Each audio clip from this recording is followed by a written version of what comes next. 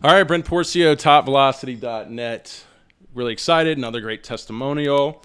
We got JJ Dunn on the line. Really excited about this testimonial because JJ, I have to say he's rare because there's not many that, just in talking to him, getting to know him over this time, is that there's not many guys that can not come into the camps and follow the program as well as JJ. So, but JJ's proof that it's not like it's not like a make or break it if you come to a camp or not. Like, guys can really have success with the online training. There is several testimonials though that come from the online training, so it's not like you're that rare, but it's still very impressive. So JJ, I want to say thanks for being on here, Yes, and doing this. But let's get into it. So talk about. Let's just from the beginning. Why did you come to Top Velocity? Why were you looking for these programs? yeah. So I first heard about Top Velocity. My dad showed me a video analysis he did comparing somebody to Chapman, and I just kept watching all the video analysis and comparing all like what you were saying to video of myself. But at the time, like I didn't really know that much about the program. It was after my recruiting season, but I was trying to make the adjustments, try to like make a good first impression when I came into school.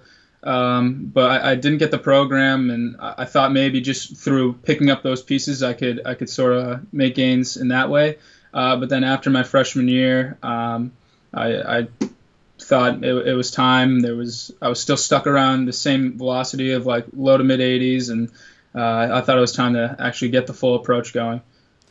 Well, that's what you have in common with David Ardsma. David Ardsma, 8-year big leaguer at the time, found me online by watching one of my Chapman analysis. So something you got in common with David Ardsma. So it's interesting to see someone at the college level and at the major league level can be in the same place looking for help, right?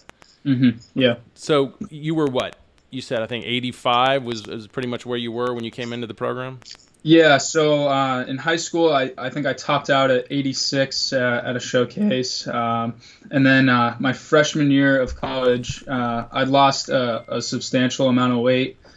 So I went from 215 to, I think the lowest I got was like 158, just from sort of fixing up my eating habits. It wasn't like a good 215. It was like a week. It was just a lot of fat.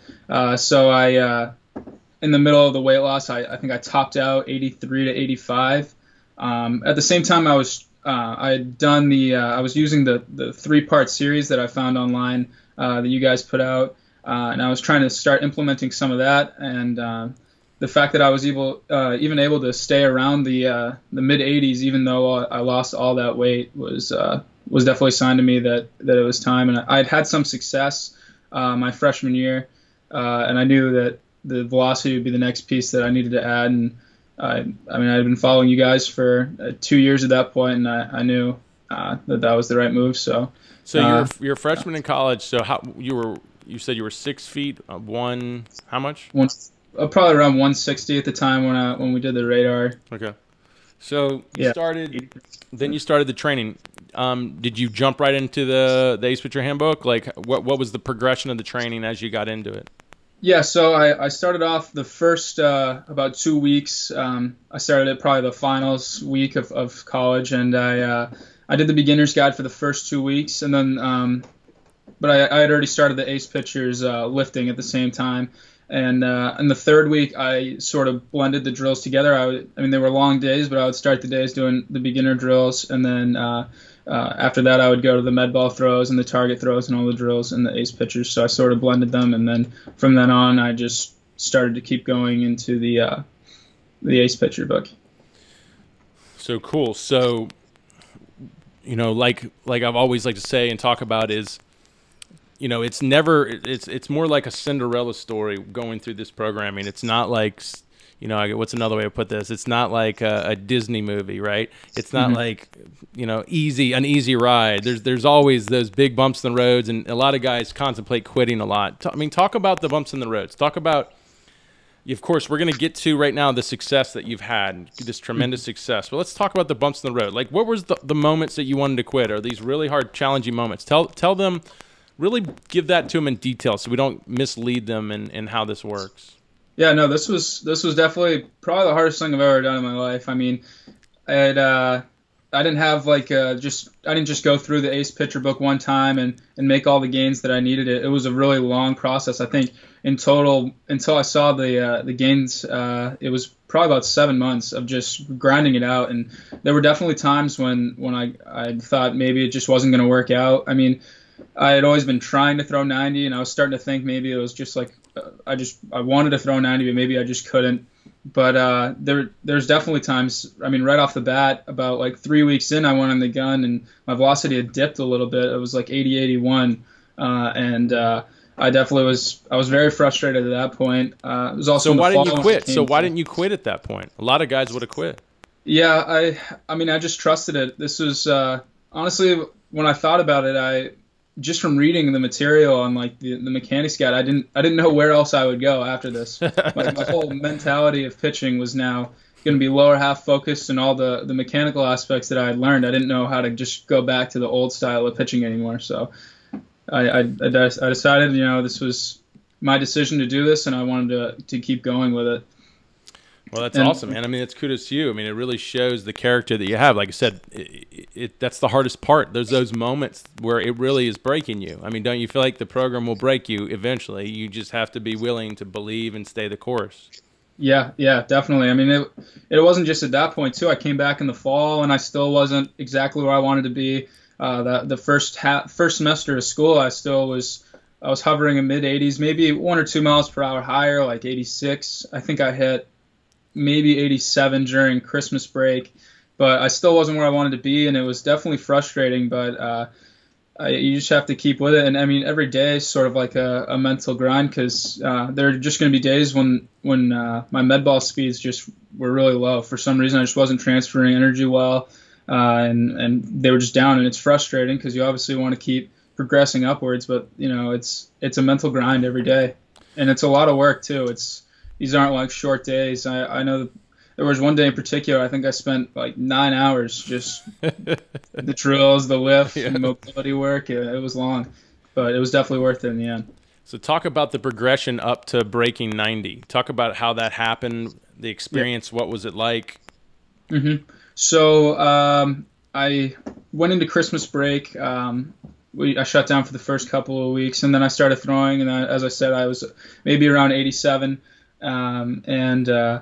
Then I had my video analysis done, and I sort of picked up pieces from that, and I worked really hard on the dry work and also within the med ball throws and everything to make sure that I was implementing the changes that I needed to make to my mechanics. And I came back from Christmas break, and I was throwing a bullpen getting ready for my live session, and my teammate brought out our radar gun. Our head coach has told me a million times he doesn't care about velocity, so this was one of the rare times we actually got to get gunned, and I threw it, and I mean, I had no idea what it was going to be. I was expecting something low, probably like 84, 85, because I mean, that's the disappointing results I had gotten for the last like 3 years whenever I went under the radar gun.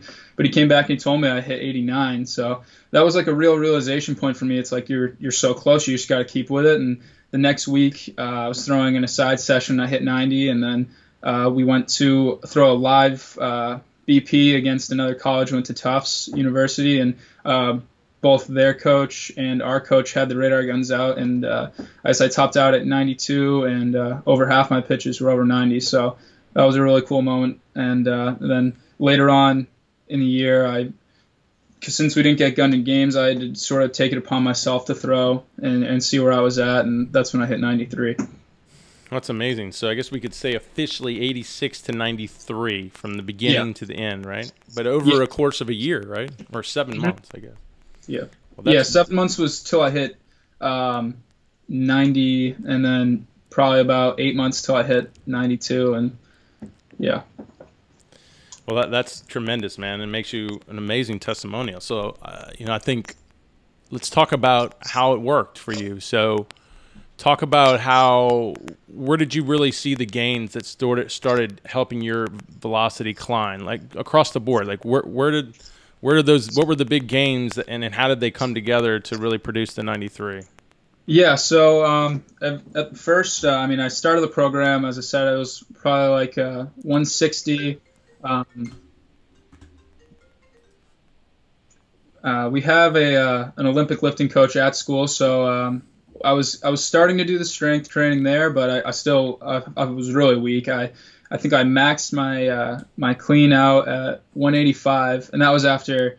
I mean, when I first started, it was like 155. So, and I was really happy with 185 at the time. So then, and I couldn't even bench 135 at the time. My squat was like below 300. So once I did the program, the first gains that I noticed was definitely the strength gains.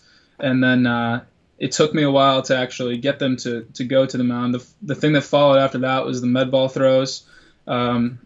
And those were one of my biggest issues, especially that I had to address during the Christmas break, where I think I made like my most progress towards reaching my goal was getting to take my gains that I had made in the gym and the gains that I had made on my med ball throws and taking them to my target throws and eventually the mound, because my target throws were well behind where my med ball throws were. Like I think I hit like 44 on the med ball throw on the momentum separation toss, but then I was topping out at like 74.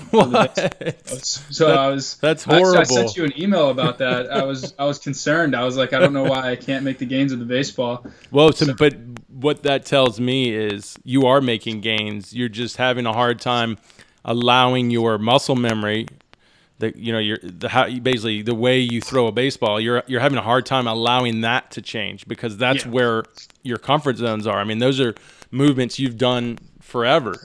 And you're having a hard time allowing them to change. That's why we love the med throws. The med throws create an environment that is just not anything like throwing a baseball, but it is. Mechanically, it's similar, but it feels so different to your body. And so they're really new movements you're building, you're developing with the med throws, and then some guys get stuck. Seriously, like that is actually, to tell you the truth, one of the worst cases I've heard of med ball gains to target throw gains. But Bob Wheatley is another one. Bob Wheatley, hit 48 on a med ball separation throw, and he's hitting, barely 80 on the target throws. And so it's that moment of you're trying to get that transfer to happen between the throws, and then it happens. And tell them, what do you think made that work? What made all of a sudden your target throws start to make those improvements? One of the things I did was to get my target throws up, I actually mixed around the order. So I noticed, like I take a video of the last throw that I do for every throw for my med ball throws, and I take a look at it, and I noticed there was like really big differences between my med balls and my target throws, and my target throws were more representative of what I was doing on the mound. So I knew if I could make adjustments there, hopefully they would go to the mound as well. So I would do like the med ball throw, and then I would do the target throw version of that med ball throw right after. So it'd be like med ball throw, target throw, med ball throw. Okay, so you're blending them, which typically works. So you started blending them together, and that's what you're doing. You're trying to not allow the body to change. You're trying to get it to do the same. Yeah.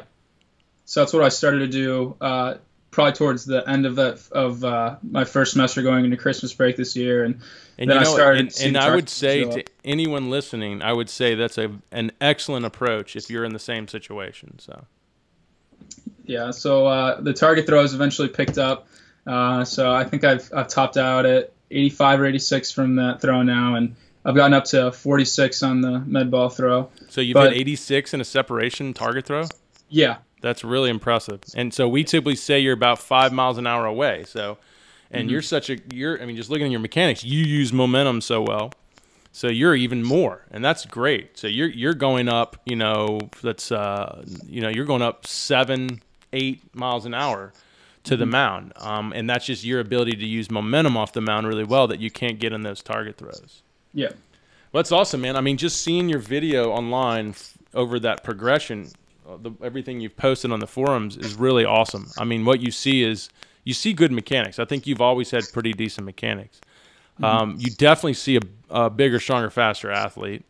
You definitely see someone using that strength in the full kinetic chain. It's like as you got stronger, you didn't just start your upper body earlier or pull down hard on your upper body. You actually moved it well up the kinetic chain, which I think that's you really implementing the program well. And like we were talking about, it's the cohesiveness of everything. It's as you make gains in the weight room and you make gains in your med throws and you start making gains in your target throws, in studying the mechanics to making sure that you're getting as ideal or as optimized as you can in the movements. That's how you get the gains that we do in the program to the mount. And I think that's what you did incredibly well. I mean, tell them how much of your focus every day was your mechanics.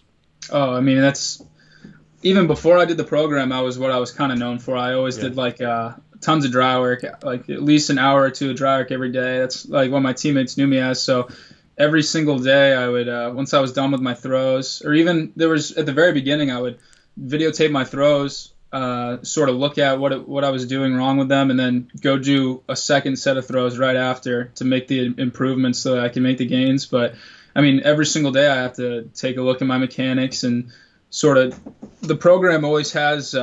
If I'm ever like have a question about something, the program is so informative and it has so much to it that I always have something to compare it to. So if I have a question about something with loading my back leg, for example, I can go look in the mechanics guide and see what I'm doing wrong, and I just compare the video that I have, and I do it about every single day. I'm telling you, guys who are listening to this, that is the key to this program. Like I tell guys all the time, study your mechanics guides. Like how are you? All of this is to optimize your mechanics. At the end of the day, the 3X program, even though it has all the lifting and everything in it, it's all there to build a better athlete so you can better implement the full kinetic chain and the mechanics that we use through the kinetic chain to maximize speed on the ball. And if you're not studying the mechanics guides, you have no idea what you're really trying to do.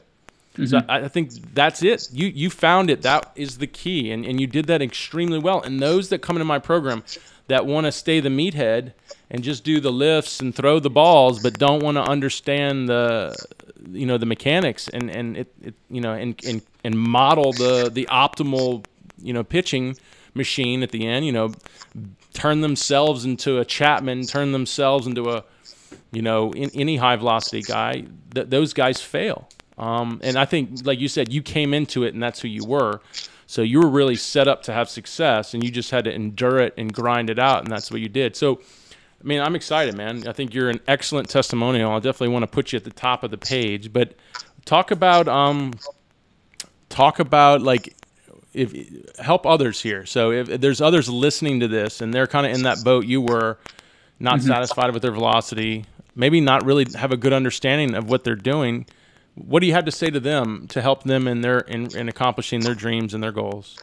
Well, I mean, it's not easy. So before you start anything, you should know this isn't going to be the quick, easy fix. I know they say it all the time, and if you watch the videos that they put out every day, that it's not easy, and you can't just make one small tweak and all of a sudden you'll be throwing 90. And it took a lot for me to learn that. Even though I worked a lot on my mechanics, like if I didn't have the strength to back it up, I wasn't going to do anything with it. You have to take a full approach to it, and it is hard, but it's definitely worth it if you can stick to it. And when I was studying just the mechanical aspects, like when I was trying to get that momentum forward and I was trying to just work on that, my clean was too low to be able to like withstand any of the momentum. So you have to take that approach, take the lifts and take them into the throws, and then eventually take that to the mound. But it's obviously the best approach that there is out there. I mean, I have a bunch of my own teammates who saw the gains that I made, asking me about it and